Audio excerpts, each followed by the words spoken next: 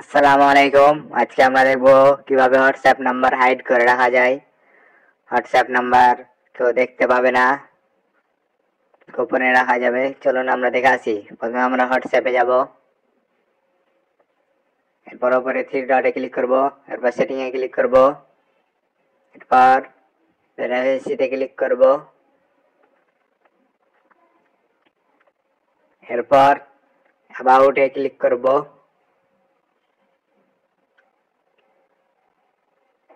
তারপর নোবডিতে ক্লিক করব, তাহলেই হয়ে যাবে। এখন দেখ আপনার হোয়াটসঅ্যাপ নাম্বার আর কেউ দেখতে পাবে না, হাইড হয়ে থেকে যাবে।